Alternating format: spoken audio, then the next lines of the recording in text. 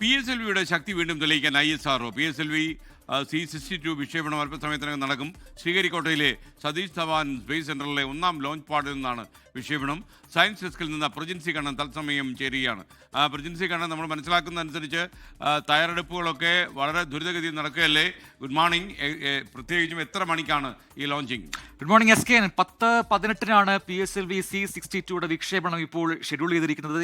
അത് എന്ന് പറഞ്ഞാൽ ഇനി കേവലം 10 മിനിറ്റ് മാത്രമാണ് ഈ വിക്ഷേപണത്തിനുള്ളത്. ശ്രീഹരിക്കോട്ടയിലെ സതീഷ് ധവാൻ സ്പേസ് സെന്ററിലെ 1ാം വിക്ഷേപണത്തറയിൽ ഇതാ നമ്മൾ ഈ ദൃശ്യങ്ങളിൽ കാണും, തത്സമയ ദൃശ്യം കാണുന്നു.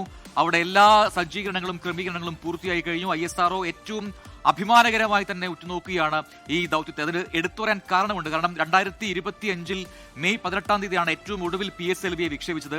അന്ന് പക്ഷേ 3ാം ഘട്ടത്തിലുണ്ടായ ഒരു സാങ്കേതിക പിഴവ് കാരണം ആ വിക്ഷേപണം പരാജയപ്പെട്ടിരുന്നു. അതുകൊണ്ട് തന്നെ PSLVയെ വീണ്ടും ശക്തി തെളിയിച്ച് തിരികെ കൊണ്ടുവരിക എന്നൊരു വ്യക്തമായ ലക്ഷ്യം ISROയ്ക്കുണ്ട്. അത് ലോകത്തിന് മുമ്പിൽ തെളിയിക്കുക എന്നതാണ് ISRO ലക്ഷ്യമിടുന്നത്. നമുക്കറിയാം PSLV C-62 EOS-N1. EOS means earth observation satellite ആണ്. ഒരു ഭൗമ നിരീക്ഷണ ഉപഗ്രഹത്തെ ഭ്രമണപഥത്തിലേക്ക് എത്തിക്കുക എന്നാണ് ഇതിന്റെ മുഖ്യ ലക്ഷ്യം. അതിനായി PSLV C-62 എന്ന റോക്കറ്റിനെയാണ് ISRO ഉപയോഗിക്കുന്നത്.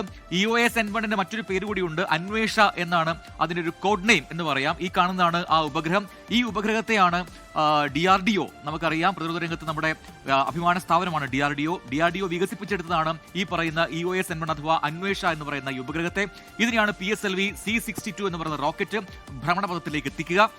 അതോടൊപ്പം തന്നെ ഏറ്റവും പ്രധാനപ്പെട്ട ചില സവിശേഷതകൾ ഈ അന്വേഷയ്ക്കുണ്ട്. അതൊരു ഭൗമ നിരീക്ഷണ ഉപഗ്രഹമാണെന്ന് പറഞ്ഞു. അതോടൊപ്പം തന്നെ അതിർത്തി നിരീക്ഷണം, ദേശീയ സുരക്ഷ, ഈ 2 കാര്യങ്ങൾക്ക് വേണ്ടിയാണ് ഏറ്റവും പ്രധാനമായ ലക്ഷ്യമായി ഈ അന്വേഷയെ നമ്മൾ കാണുന്നത്.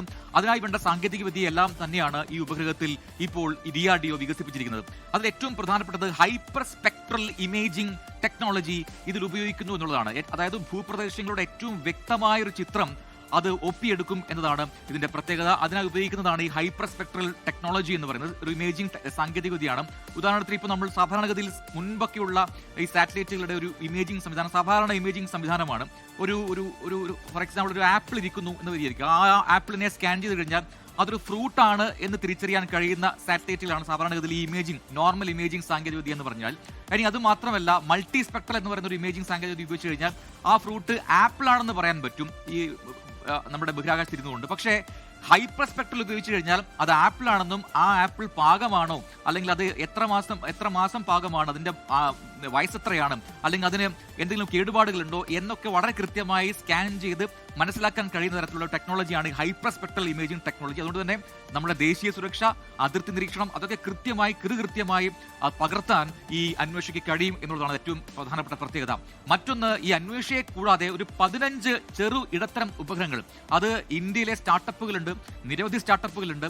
അതിൽ തന്നെ ഏറ്റവും പ്രധാനപ്പെട്ടതാണ് ഈ ചെന്നൈ ബേസ് ആയിട്ടുള്ള ഒരു ഓർബിറ്റഡ് എയ്റോസ്പേസ് എന്ന് പറയുന്ന ഒരു കമ്പനി, മറ്റൊന്ന് ടേക്ക് മീ ടു സ്പേസ് എന്ന് പറയുന്ന മറ്റൊരു ഹൈദരാബാദ് ബേസ്ഡ് കമ്പനി. ഇവരുടെ ചെറു ഉപഗ്രഹങ്ങൾ വിക്ഷേപിക്കുന്നുണ്ട്. മറ്റൊന്ന് 6 വിദേശ രാജ്യങ്ങൾ, Spain, UK, France, Brazil, Nepal, Thailand, ഇത്രയും രാജ്യങ്ങളുടെ ഉപഗ്രഹങ്ങളെയും ചെറു ഉപഗ്രഹങ്ങളെയും വഹിച്ചുകൊണ്ടാണ് PSLV C-62 കുതിച്ചുയരുക. ഇനി കേവലം മിനിറ്റുകൾ മാത്രമാണ് ബാക്കിയുള്ളത്. അല്പസമയത്തിനകം അതിന്റെ തത്സമയ പ്രക്ഷേപണം പ്രേക്ഷകർ കാണാൻ കഴിയും.